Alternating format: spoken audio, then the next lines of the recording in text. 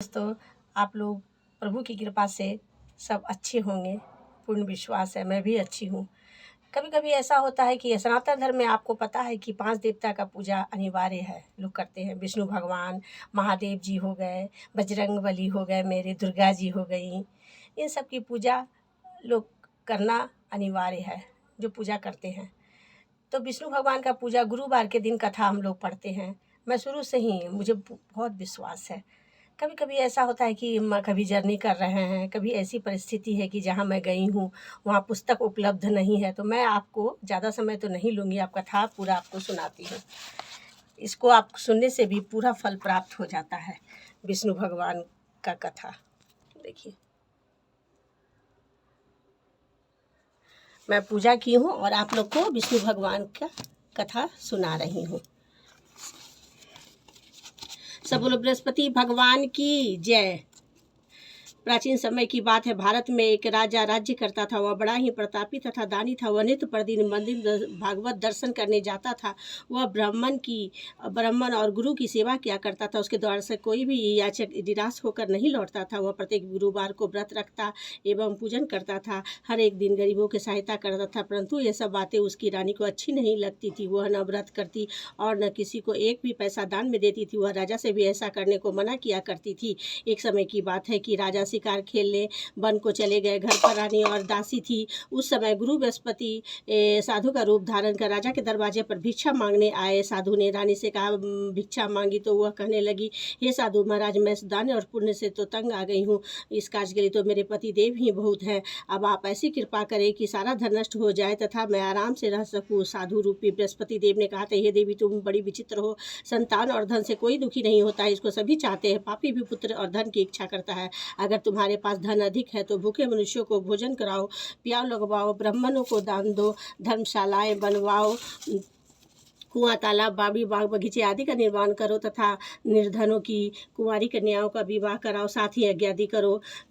इस प्रकार के कर्मों से आपके कुल का और आपका नाम परलोक में सार्थक होगा एवं स्वर्ग की प्राप्ति होगी। परंतु रानी साधु की इन बातों से खुश नहीं हुई। उसने कहा, साधु महाराज, मुझे ऐसे धन की भी आवश्यकता नहीं जिसको मैं अन्य लोगों को दान दूँ तथा जिसको रखने उठा संभालने में मेरा सारा समय नष्ट हो जाएगा। साधु ने कहा, हे देवी, यदि तुम्हारी ऐसी इच्छा है तो जैसा मैं तुम्हें बताता हूँ वैसा ही करना। बृहस्पतिवार के दिन घर को गोबर से लीपना, अपने केसों को पीली मिट्टी से धोना, केसों को धोते समय स्नान करना, राजा से कहना, हुआ हजामत करवाए, भोजन में मांस मदिरा खाना, कपड़ा धोबी के हाथ ढुलने देना। इस प्रकार 7 बृहस्पतिवार करने से तुम्हारा सब धन नष्ट हो जाएगा। यह कहकर साधु महाराज रूपी बृहस्पति देव अंतर ध्यान हो गए। रानी ने साधु के कहने अनुसार 7 बृहस्पतिवार ही वैसा ही करने का विचार किया। साधु के बताए अनुसार कार्य करते हुए केवल 3 बृहस्पतिवार ही बीते थे कि उसकी समस्त धन संपत्ति नष्ट हो गई। भोजन के लिए दोनों समय परिवार तरसने लगा तथा सांसारिक भोगों से दुखी रहने लगा। तब वह राजा रानी से कहने लगा कि हे रानी, तुम यहाँ पर हो, मैं दूसरे देश को जाता हूँ, क्योंकि यहाँ पर मुझे सभी मनुष्य जानते हैं, इसलिए मैं यहाँ कोई कार्य नहीं कर सकता। मैं अब प्रदेश जा रहा हूँ, वहाँ कोई काम धंधा करूँगा, शायद हमारे भाग्य बदल जाए। ऐसा कहकर राजा प्रदेश चला गया।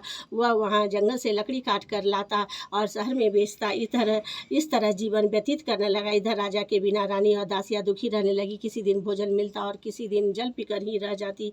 एक समय रानी और दासियों को 7 दिन बिना भोजन के व्यतीत करना पड़ा। तो रानी ने अपनी दासी से कहा, हे दासी, यहाँ पास ही के नगर में मेरी बहन रहती है, वो बड़ी धनवान है, तू उसके पास जा, वहाँ से 5 से भेजर मांग कर ले आ, जिसे कुछ समय के लिए गुजर हो जाएगा। दासी रानी की बहन के पास गई। रानी की बहन उस समय पूजन कर रही थी। बृहस्पतिवार का दिन था। दासी ने रानी की बहन से कहा कि हे रानी, मुझे आपकी बहन ने भेजा है, मुझे 5 सर भेजर दे दो। दासी ने यह बात अनेक बार कही, परंतु रानी की बहन ने कोई उत्तर नहीं दिया, क्योंकि वह उस समय बृहस्पतिवार की कथा सुन रही थी। जब दासी को रानी की बहन से कोई उत्तर नहीं मिला तो बहुत दुखी हुई। उसे क्रोध भी आया। वह लौटकर रानी से बोली, हे रानी, आपकी बहन बहुत ही धनी स्त्री है, वो छोटे लोगों से बात भी नहीं करती है। मैंने उससे कहा तो उसने कोई उत्तर नहीं दिया। मैं वापस चली आई। रानी बोली, हे दासी, इसमें कोई दोष नहीं है। जब बुरे दिन आते हैं तब कोई सहारा नहीं देता। अच्छे बुरे का पता विपत्ति में ही आकर लगता है। जो ईश्वर की इच्छा होगी वही होगा। यह सब हमारे भाग का दोष है।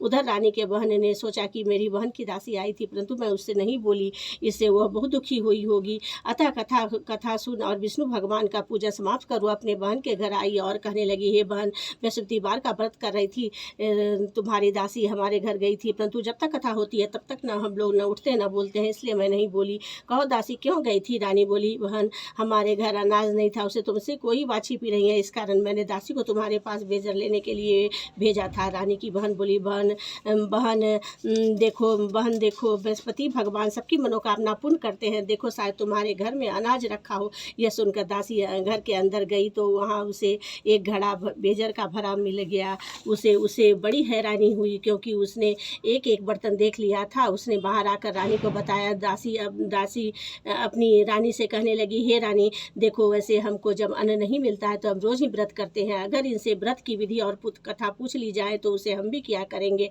दासी के कहने पर रानी ने अपनी बहन से बृहस्पतिवार के व्रत के बारे में पूछा।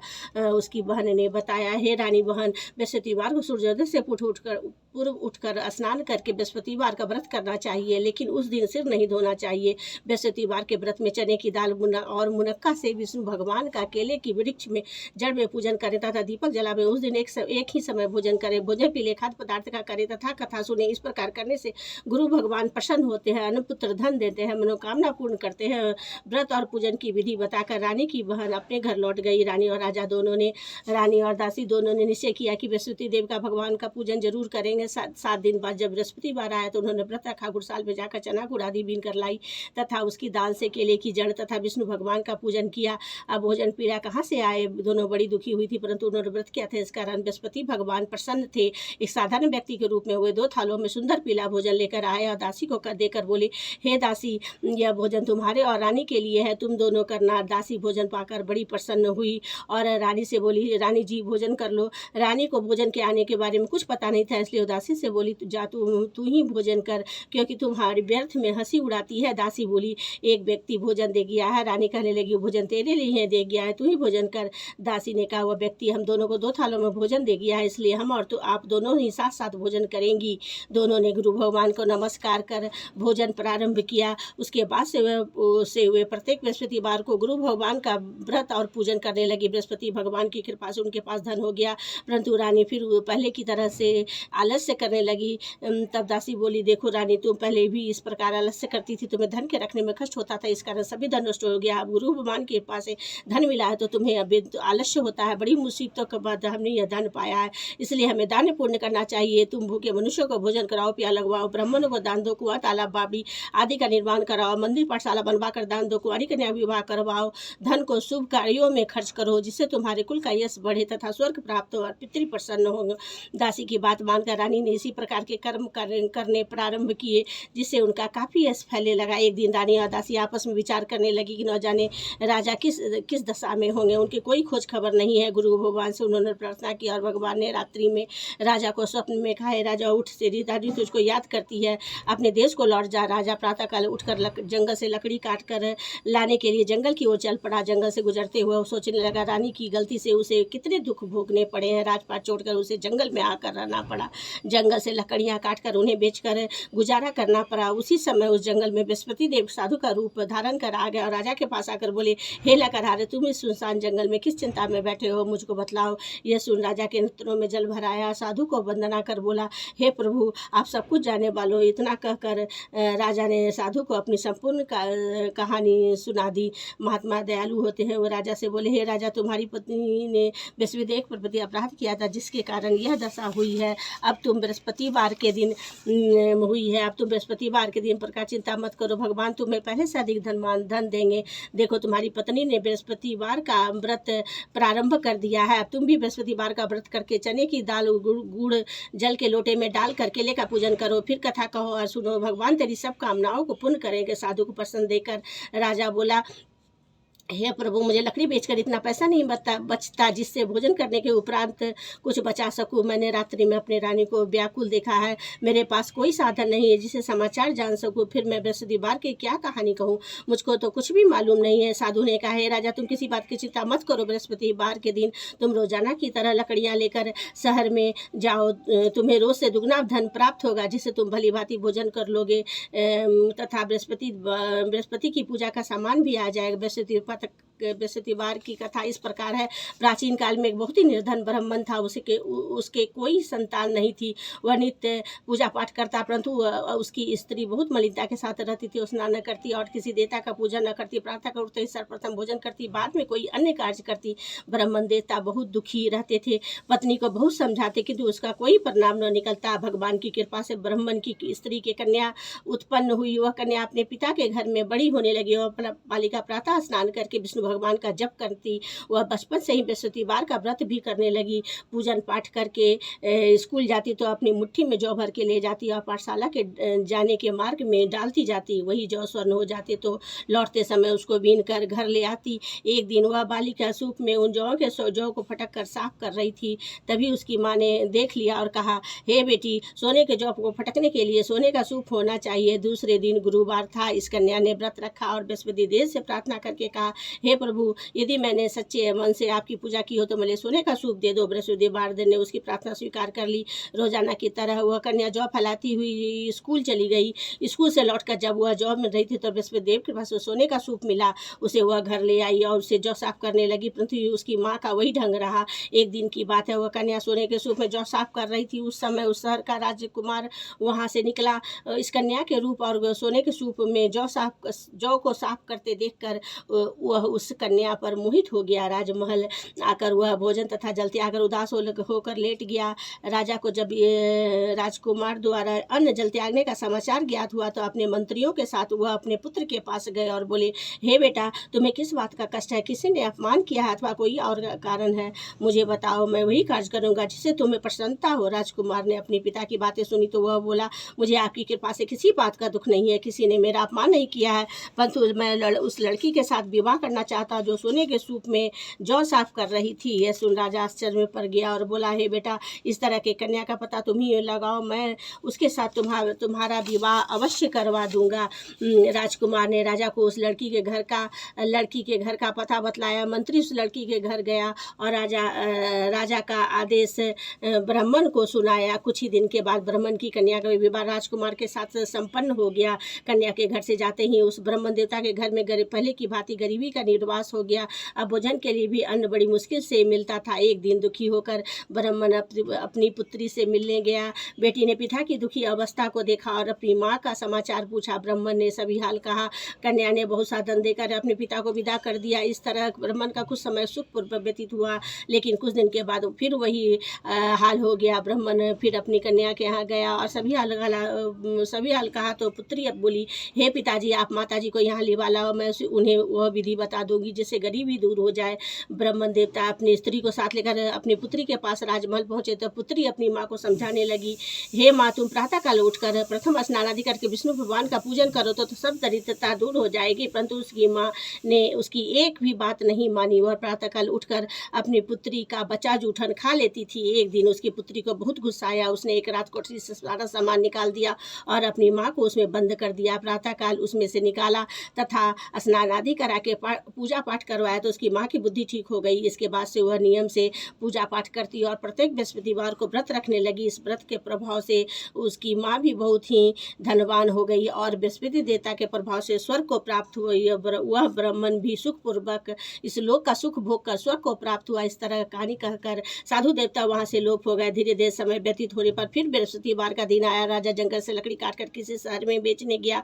उसे उस दिन से और दिनों से अधिक धन मिला। राजा ने चना गुड़ आदि लाकर बृहस्पतिवार का व्रत किया। उस दिन से उसके सभी क्लेश दूर हुए। परंतु जब अगला गुरुवार का दिन आया तो वह बृहस्पतिवार का व्रत करना भूल गया। इस कारण बृहस्पति भगवान नाराज हो गए। उस दिन उस नगर के राजा ने विशाल यज्ञ का आयोजन किया तथा अपने समस्त राज्य में घोषणा करवा दी कि कोई भी मनुष्य मेरे घर भोजन न बनावे, नाग जलावे, समस्त लोग मेरे यहाँ भोजन करने आवे। इस आज्ञा को जो न मानेगा उसे फांसी की सजा दी जाएगी। राजा की आज्ञा अनुसार राज्य के सभी वासी राजा के भोज में सम्मिलित हुए, लेकिन लकड़हारा कुछ कुछ देर से पहुंचा, इसलिए राजा उसको अपने साथ महल ले गए। जब राजा लकड़हारे को भोजन करा रहे थे तो रानी की दृष्टि उस खूंटी पर पड़ी जिस पर उसका हार लटका हुआ था। उसे हार खूंटी पर लटका दिखाई नहीं दिया। रानी को निश्चय हो गया कि मेरा हार इसी लकड़हारे ने चुरा लिया है। उसी समय सैनिक को बुलवाकर उसको जेल खाने में डलवा दिया।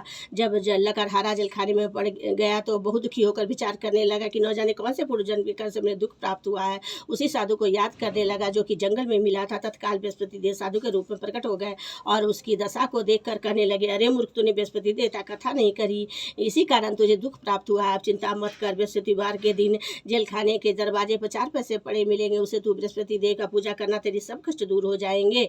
अगले बृहस्पतिवार उसे जेल के द्वार पर 4 पैसे मिले। राजा ने पूजा का सामान मंगवा कर कथा कही और प्रसाद बांटा। उसी रात्रि बृहस्पति देव ने उस नगर के राजा को स्वप्न में कहा, हे राजा, तुमने जिस आदमी को जेलखाने में बंद कर दिया उन्हें दोष है, वह राजा है, उसे छोड़ देना। रानी का हार उसी खूंटी पर लटका हुआ है, अगर तू ऐसा नहीं करेगा मैं तेरे राज्य को नष्ट कर दूंगा। राजा प्रातःकाल उठा और खूंटी पर हार टंगा देख कर लकड़हारे को बुलाकर क्षमा मांगी तथा राजा के योग्य सुंदर वस्त्र आभूषण भेंट कर उसे विदा किया। गुरुदेव की आज्ञा अनुसार राजा अपने नगर को चल दिया। राजा जब नगर के निकट पहुंचा तो उसे बड़ा ही आश्चर्य हुआ। नगर में पहले से अधिक बाग, तालाब और कुएं तथा बहुत सी धर्मशालाएं, मंदिर आदि बने हुए थे। राजा ने पूछा कि यह किसका बाग और धर्मशाला है। तब नगर के सब लोग कहने लगे कि यह सब रानी और दासी द्वारा बनवाए गए हैं। राजा को आश्चर्य हुआ, गुस्सा भी आया। जब रानी ने यह खबर सुनी कि राजा आ रहे हैं तो उसने अपनी दासी से कहा, हे दासी, देख राजा हमको कितनी बुरी हाथ में छोड़ गए थे, वह हमारी ऐसी हालत देखकर लौट ना जाए, इसलिए तू दरवाजे पर खड़ी हो जा। रानी की आज्ञा अनुसार दासी दरवाजे पर खड़ी हो गई। जब राजा आए तो उन्हें अपने साथ महल में लिवा लाई। तब राजा ने क्रोध करके अपनी तलवार निकाली और पूछने लगा, बताओ यह धन तुम्हें कैसे प्राप्त हुआ है। तब रानी ने कहा, हमें यह सब धन बृहस्पति देव के व्रत के प्रभाव से प्राप्त हुआ है। राजा ने तब निश्चय किया कि 7 रोज बाद तो सभी बृहस्पति देवता पूजन करते हैं, परंतु मैं रोजाना दिन में 3 बार कथा करूँगा तथा रोज व्रत किया करूँगा। अब हर समय राजा के दुपट्टे में चने की दाल बंधी रहती तथा दिन में 3 बार कथा कहता। एक रोज राजा ने विचार किया कि चलो अपनी बहन के यहाँ हो आवे। इस तरह निश्चय कर राजा घोड़े पर सवार हो अपनी बहन के यहाँ चल दिया। मार्ग में उसने देखा कि कुछ आदमी एक मुर्दे को लिए जा रहे हैं। उसे रोककर राजा कहने लगा, अरे भाइयों, मेरे बृहस्पतिवार की कथा सुन लो। वे बोले, लो, हमारा तो आदमी मर गया है, इसको कथा की पड़ी है। परंतु कुछ आदमी बोले, अच्छा, हम तुम्हारी कथा सुनेंगे। राजा ने दाल निकाली और कथा कहनी शुरू कर दी। जब कथा आधी हुई थी तो मुर्दा हिलने लग गया और कथा समाप्त हो गई तो राम राम करके वह मुर्दा खड़ा हो गया। राजा आगे बढ़ा। उसे चलते चलते शाम हो गई। मार्ग में उसे एक किसान खेत में हल चलाता मिला। राजा उससे बोला, अरे भैया, तुम मेरी बृहस्पतिवार की कथा सुन लो। किसान बोला, जब तक मैं तेरी कथा सुनूंगा तब तक 4 हरैया जोत लूंगा, जा अपनी कथा किसी और को सुनाना। राजा आगे चलने लगा। राजा के हटते ही बैल फछाड़ खाकर गिर गए तथा किसान के पेट में बहुत जोर से दर्द होने लगा। उसी समय उसकी माँ रोटी लेकर आई। उसने जब यह देखा तो अपने पुत्र से सब हाल पूछा। बेटे ने सभी हाल कह दिया तो बुढ़िया दौड़ी उस घुड़सवार के पास गई और उससे बोली, मैं तेरी कथा सुनूंगी, तू अपनी कथा मेरी खेत पे ही चलकर कहना।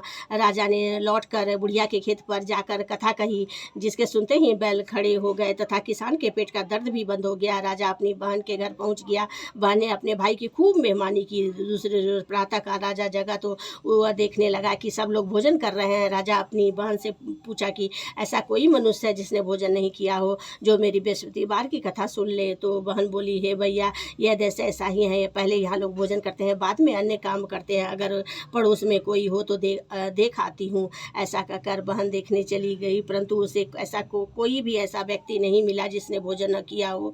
वह एक कुम्हार के घर गई जिसका लड़का बीमार था। उसे मालूम हुआ कि उसके यहाँ 3 दिन से किसी ने भोजन नहीं किया है। रानी ने अपने भाई की कथा सुनने के लिए कुम्हार से कहा। वह तैयार हो गया। राजा ने जाकर बृहस्पतिवार की कथा कही, जिसको सुनकर उसका लड़का ठीक हो गया। अब तो राजा की प्रशंसा होने लगी। एक दिन राजा ने अपनी बहन से कहा, हे बहन, मैं अपने घर को जाऊंगा, तुम भी तैयार हो जाओ। राजा की बहन ने अपनी सास से अपने भाई के साथ जाने की आज्ञा मांगी। सास बोली, चली जा, परंतु अपने लड़कों को मत ले जाना, क्योंकि तेरे भाई के कोई संतान नहीं होती है। बहन ने अपने भाई से कहा, हे भैया, मैं तो चलूंगी, परंतु कोई बालक नहीं नहीं जाएगा। राजा ने कहा, जब कोई बालक नहीं चलेगा तब तुम जाकर ही क्या करोगी। बड़े दुखी मन से राजा अपने नगर को लौट आया। राजा ने अपनी रानी से कहा कि हम निसंतान हैं, इसलिए कोई कार्य आना पसंद नहीं करता। इतना कहा हुआ बिना भोजन आदि किए सैया पर लेट गया। रानी बोली, हे प्रभु बृहस्पति देव, हमें सब कुछ दिया है, वे हमें संतान भी अवश्य देंगे। उसी रात को बृहस्पति देव ने राजा को स्वप्न में कहा, हे राजा, उठ, सभी सोच को त्याग दे, तेरी रानी गर्भवती है। राजा को यह बात जानकर बड़ी खुशी हुई। 9वें महीने में रानी के गर्भ से सुंदर पुत्र पैदा हुआ। जब राजा की बहन ने यह सब समाचार सुना तो बहुत खुश हुई तथा बधाई लेकर अपने भाई के यहाँ आई। तभी रानी ने कहा, घोड़ा चढ़कर तो नहीं आई, गधा चढ़ी आई। राजा की बहन बोली, भाई, मैं इस प्रकार न कहती तो तुम्हें औलाद कैसे मिलती। बृहस्पति देव ऐसे ही हैं, जिसके मन में जो कामनाएं होती हैं सभी को पूर्ण करते हैं। जो सद्भावना पूर्वक बृहस्पतिवार का व्रत करता है एवं पढ़ता है अथवा सुनता है, दूसरों को सुनाता है, बृहस्पति देव उसकी सभी मनोकामना पूर्ण करते हैं। बृहस्पति देव उनकी सदैव रक्षा करते हैं। जो संसार में सद्भावना और सच्चे हृदय से बृहस्पति देव का पूजन करते हैं, उन सभी की मनोकामनाएं सभी प्रकार पूर्ण करते हैं। जैसे राजा और रानी ने बृहस्पति देव कथा का गुणगान किया, उनकी सभी इच्छाएं बृहस्पति देव ने पूर्ण की थी। मनुष्य को हृदय से मनन करते हुए जयकार बोलना चाहिए। बोलो बृहस्पति देव की जय, विष्णु भगवान की जय। कथा के बाद आरती गाते हैं। ओम जय बृहस्पति देवा, ओम जय बृहस्पति देवा, छिन छिन भोग लगाऊं कदली फल मेवा। ओम जय बृहस्पति देवा, तुम पूरन परमात्मा तुम अंतर्यामी, जगत पिता जगदीश्वर तुम सबके स्वामी। ओम जय बृहस्पति देव, जगत पिता जगत स्वर तुम सबके स्वामी। चरणामृत निज निर्मल सब पातक हरता, सकल मनोरथ दायक कृपा करो भरता। ओम जय बृहस्पति देवा, तन मन धन अर्पण कर जो जन शरण पड़े, प्रभु प्रकट तब हो कर आकर खड़े। ओम जय बृहस्पति देवा, दीन दयाल दया निधि भक्तन हितकारी, पाप दोष सब हरता धनहारी। ओम जय बृहस्पति देवा, सकल मनोरथ दायक सब संतारी, विषय विकार मिटाओ संतन सुख। ओम जय बृहस्पति देवा, जो कोई तेरी प्रेम सहित गावे, बोलो ज्येष्ठानंद बंदी गुरु निश्चय फल पावे। ओम जय बृहस्पति देवा। सब बोलो विष्णु भगवान की जय। उसके बाद इस जल को कलश में जो चढ़ाए हैं केला के पौधा में डाल देते हैं। कथा कैसे आप लोग ज़रूर सुनिएगा। कथा को कहीं ऐसी जगह पर है जहाँ पुस्तक उपलब्ध नहीं है, घर से दूर है, तो इस कथा को आप गपशप बाय आर्या चैनल पर बृहस्पतिवार की कथा सर्च कीजिएगा तो मिल जाएगा। और कथा को गुरुवार को सुनना चाहिए। कहते हैं कि कथा किसी से भी सुन लेने से कथा का उतना ही पुण्य मिलता है। Thank you for watching my video.